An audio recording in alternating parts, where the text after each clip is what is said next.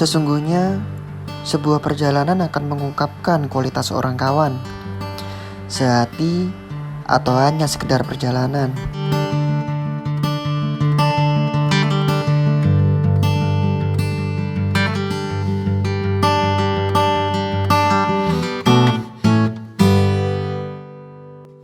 Bosan bukanlah sebuah pilihan, begitu pula dengan kondisi sekarang. Ada kalanya kita harus menahan diri sejenak, walaupun rindu ini makin merebak. Sedikit mengutip sebuah pepatah, tak akan lari gunung dikejar. Ya, pada tahun 2019 silam, saya sempat gagal mendaki ke Gunung Lawu. Kenapa? Lebih jelasnya, sudah saya ceritakan di video pendakian saya sebelumnya. Di sela kesibukan bekerja, saya selalu sempatkan setiap tahunnya untuk mendaki. Ya, selain emang hobi, mendaki juga dapat untuk mengobati diri. Di pendakian kali ini bakal sedikit lebih rame ketimbang pendakian saya sebelum-sebelumnya. Bisa dibilang ini reuni dengan kawan lama lah ya. Seperti biasa, ada Ori yang selalu setia menemani saya, dan juga ada Sesa yang sudah ikut di pendakian saya sebelumnya. Dan kali ini ada teman sewaktu SD saya dulu. Ada Rizky dan Novan. Ada juga Dimas, Dedi, dan Robi, teman sewaktu SMP. Kemanapun sebuah perjalanan, belum tenang apabila belum meminta restu kepada orang tua. Nah, seberes mendapat restu beliau, langsunglah kami berangkat menuju ke Magetan. Dan tujuan awal kami yaitu ke rumah nenek saya, sekalian menjemput Sesa nantinya.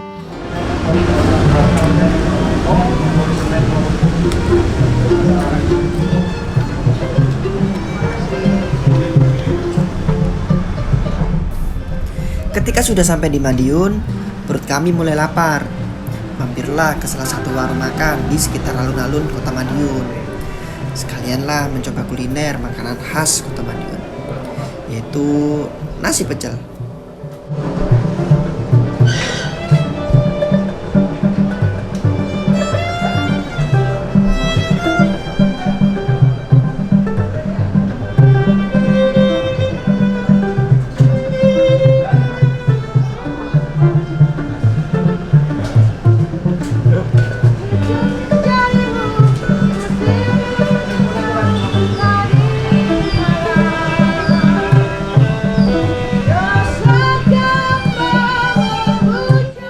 Tatkala perut sudah terisi kembali, tak berlama-lama kami langsung melanjutkan perjalanan kembali.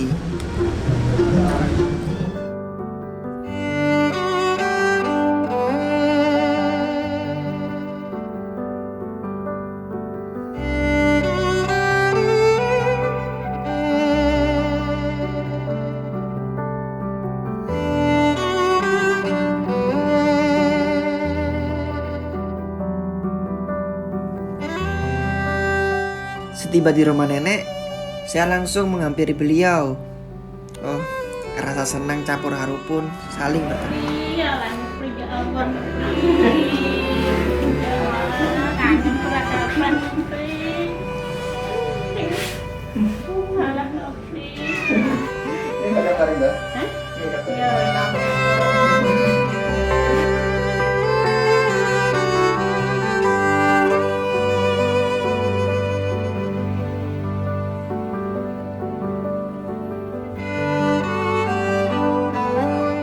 Tujuan kami ke rumah nenek saya memang hanya untuk menengok beliau.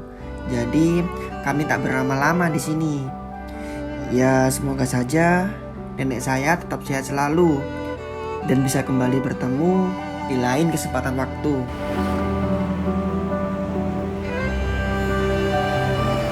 Dan apalagi kami juga harus menjemput Sesa dan perlu juga ke pasar untuk membeli bahan makanan yang kurang.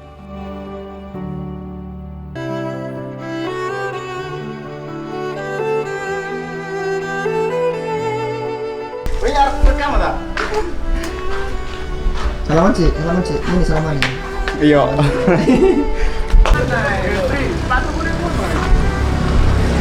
Sepatu ke apa? Kresekan dah. Kresekan dah. Iya, iki.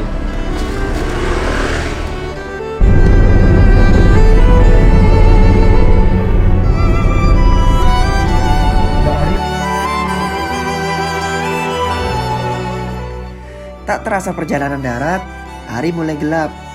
Diikuti dengan suara perut kami yang mulai teriak. Kerucuk, kerucuk, kerucuk. Nah, seperti itulah bunyinya. Karena nggak tega dengan bunyi perut seperti itu, mampirlah kami ke salah satu warung di daerah Tawangmangu.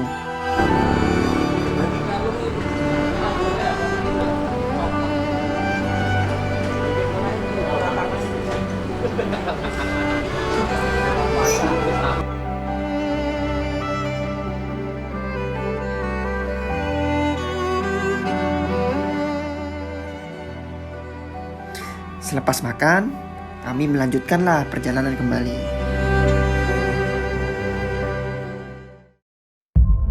Di tengah perjalanan, kami dihentikan dengan sebuah tanda jembatan rusak. Kami pun berhenti dan bertanya kepada warga sekitar. Ini kalau jembatan rusak ini lewat mana? Kemana, Mas? Mau ke pendakian tadi Cetok? Oh ini turun, Nanti nanti jalan raya jangan belok kanan. oh, Tembusnya sama jalan raya. oh iya. Makasih Pak ya. Lagi-lagi, kami mengalami kendala di jalan. Rombongan mobil kami sempat berpisah. Mobil yang ditumpangi Dimas, Rizky, Ori, dan Novan telah salah jalan. Saya langsung mencoba menghubungi mereka dan menunggu kedatangannya. Warung. Iya, sing tanjakan iku apa dengerani tanjakan sing munggah nemen. Oke. Iya, ada nih. Tanjakan meh iku pecokan. Pecok. Tersesat guys, temanku guys. Enggak tahu. Tak ngoyo sih. Iki turu ae iku.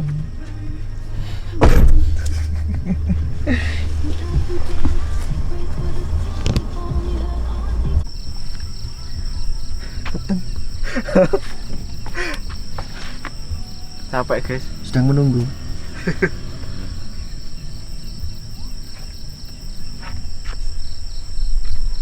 Nek tanjakan iki Bang. Pas bawa belok kuwi macet nabi. Oh my. Iya, tanjakannya nemen nih. Nomor pol.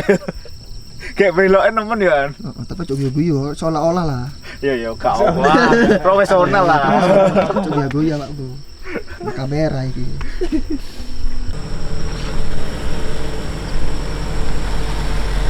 Askal.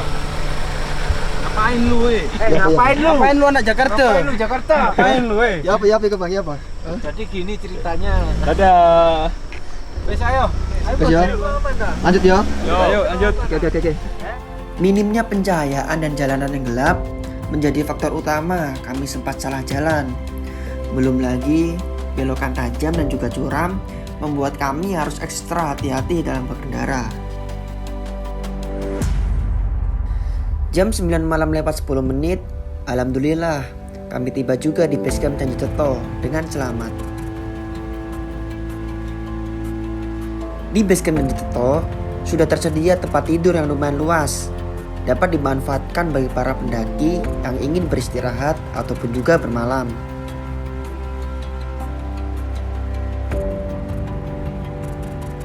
Tak berlama-lama, kami pun langsung menurunkan perlengkapan supaya lebih cepat beristirahat, lebih cepat juga bisa rebahan.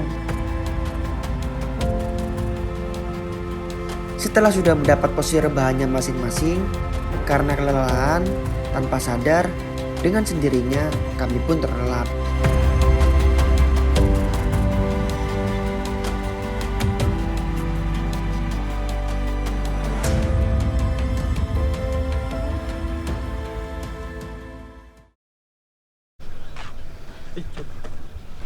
Apa Mas? Kade mana? Pagi pun datang. Di saat yang lain sudah menikmati dinginnya Janjiceto, ternyata masih ada saja yang tertidur relap. Aduh, bagaimana mau bangun rumah tangga? Bangun tidur aja masih susah.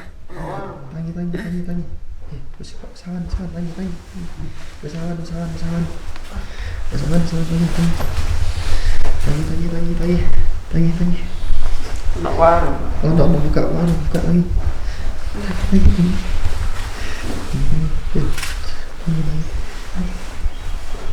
Sawan.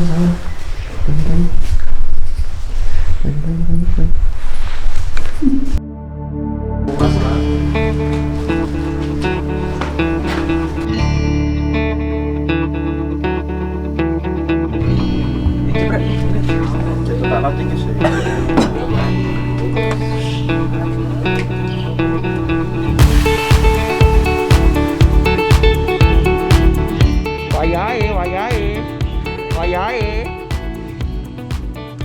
Seberes sarapan dan mempersiapkan barang bawaan, kami lantas menuju pos pendakian.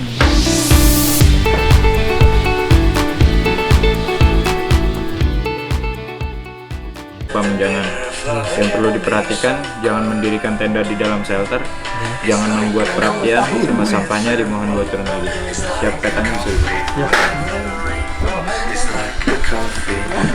Ada patang-patangan itu mas. Ya mungkin sih niat sih mas, kalau niatnya baik insya Allah aman aja sih. Terima kasih mas ya. Iya. Gus, sebelum doa. Sebelum. Marilah, saudaraku, sebelum kita melakukan pendakian di Lawu, marilah kita berdoa menurut kepercayaan kita masing-masing. Doa, mulai.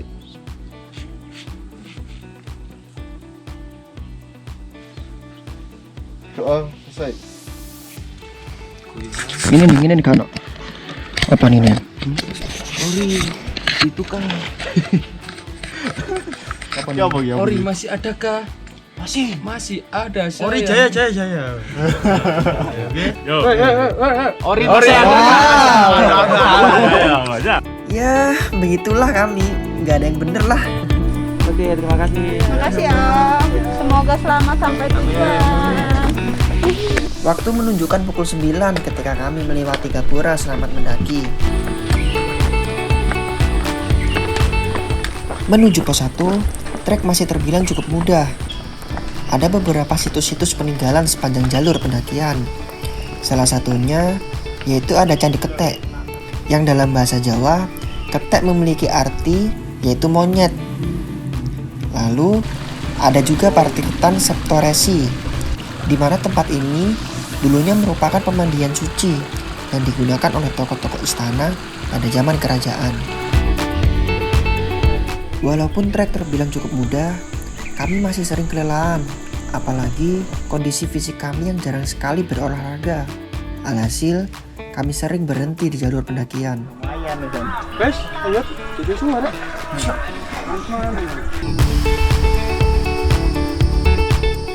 Jam 10 siang, kami tiba di pos 1.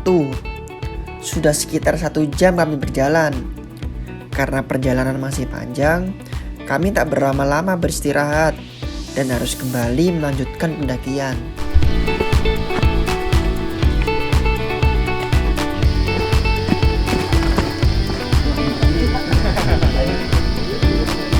Ya beginilah kondisi jalur pendakian. Ketika musim kemarau, bertemulah dengan tanah yang berdebu. Dan ketika di musim penghujan, tanah yang basah dan juga berlumpur seperti inilah yang menjadi tantangan para pendaki.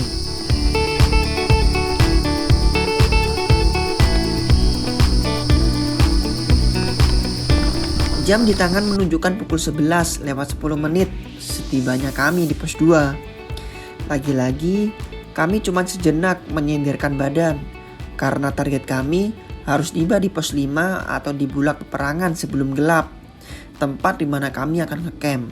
Yuk. Ngomong sih lah. Balani.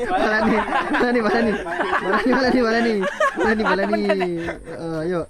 Ya Bang, ngomong sih cara memakai. Jadi gini kan.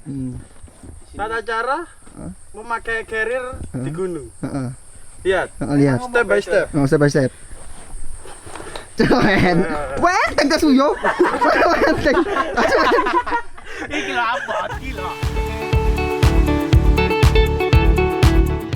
Alasan kenapa kami menghindari gelap ketika mendaki, karena saya pernah punya pengalaman yang tidak mengenakan mendaki ketika gelap. Belajar dari situlah, sebisa mungkin kami harus camp atau beristirahat ketika gelap pun datang. Karena menurut ajaran saya juga sudah dijelaskan bahwa malam itu hakikatnya untuk beristirahat. Dan sepertinya dalam ajaran apapun bakal setuju dengan hal tersebut. Ya kecuali kupu-kupu malam aja sih. Jam 1 siang tibalah kami di pos 3. Nah, di sini kami beristirahat cukup lama karena kami sudah tahu medan menuju ke pos 4 adalah jalur terberat dan bakal menguras tenaga nantinya. Selain itu, alasan yang paling utama yaitu perut kami sudah mulai kelaparan. Ya bagaimana ya, kalau soal perut gak bisa dibohongin lah.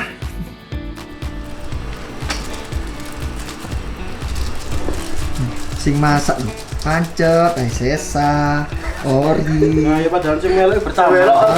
Ayo. Sing masak ya pancet, ayo.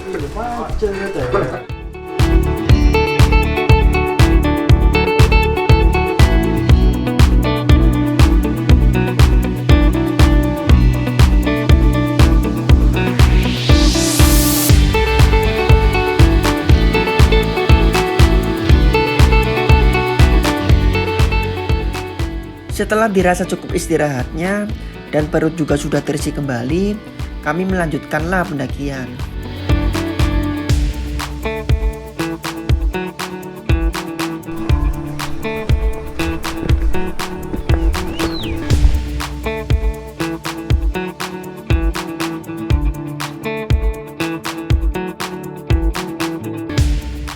Dan benar, trek menuju ke pos 4 sungguh menguras tenaga. Jalur yang terus menanjak membuat kami sering berhenti di jalur pendakian. Dan salah satunya Novan. Dia mulai mengeluh karena kakinya mengalami kesakitan.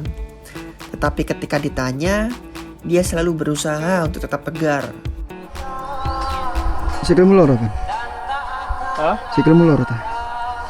Kata ini ya. Mulai mau nang pos itu. Semoga ya pagi ini lebih cerah dari pagi kemarin.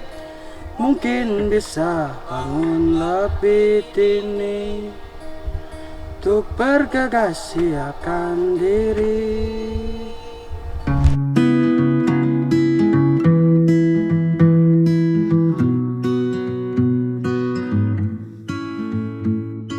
Dari mana nih Mas? Bogor. Oh Bogor.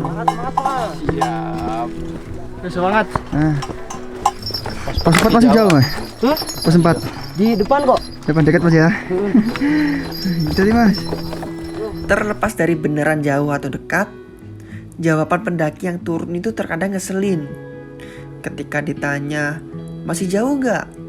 Pasti jawabannya, dekat lagi kok, itu sudah di depan. Atau enggak, bilang, kurang 2 belokan lagi, ke kiri, terus ke kanan deh.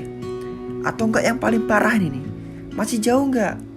Masih jauhan hatimu dengan dirinya Mas. Aduh. Iya. Pedangan. Coba tepuk tangannya. Aduh.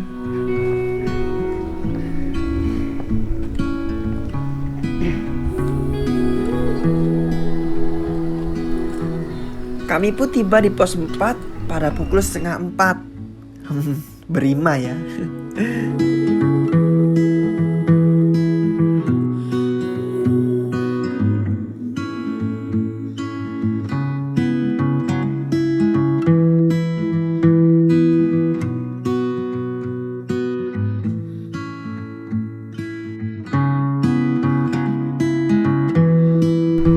Apa sih ya teman?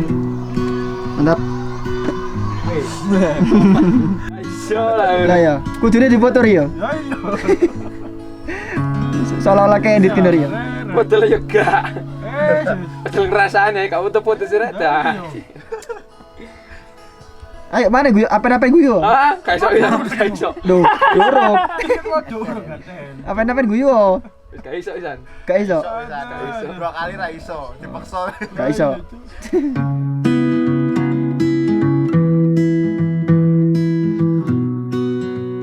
Yap, Beristirahat tak perlu berlama-lama, bakal malas bergerak nantinya. Apalagi waktu mulai mendekati gelap.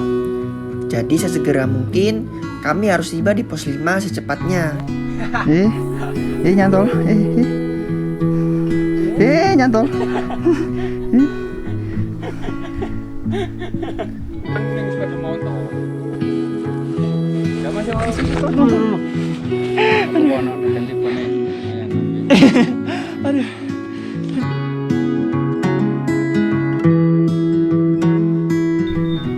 Kabut malam mulai turun ke jalur pendakian. Hawa dingin Gunung Lawu pun mulai menusuk masuk ke sela-sela pakaian yang kami kenakan.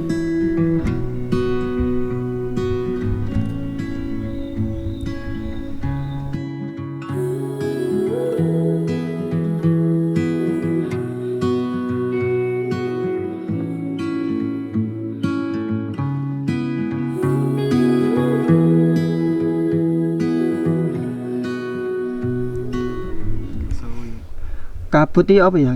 Kabut ini. Kabut ini mengantisipasi kabut ya. Gue Kan- cewek. Duh, Gue cewek. kan jari ini kan pengendali angin. Aku tak. Aku pengendali nafsu. Duh. Asik.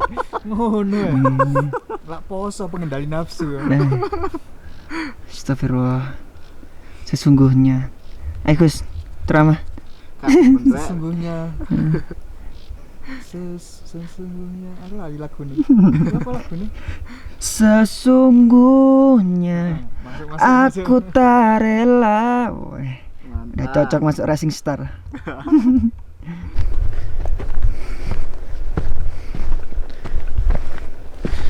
Iya.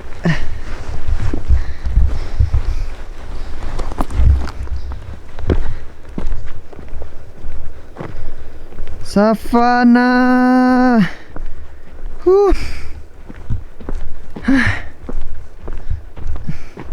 Sampai Savana. Jam berapa nih? Bentar. Savana jam 5:30. 5:30. Sampai Savana.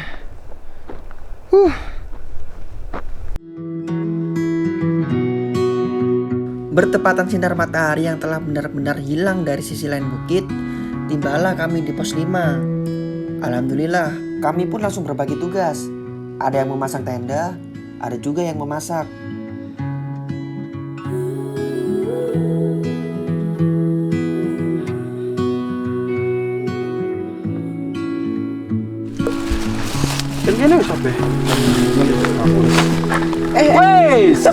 Udah sama sih. Woi, lu tahan lagi. Iki lho. Tarik. Udah kemana tuh?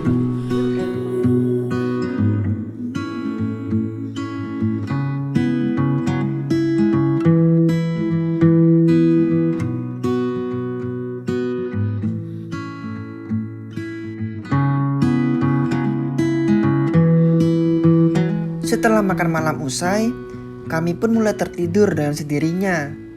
Karena esok hari, kami masih melanjutkan pendakian.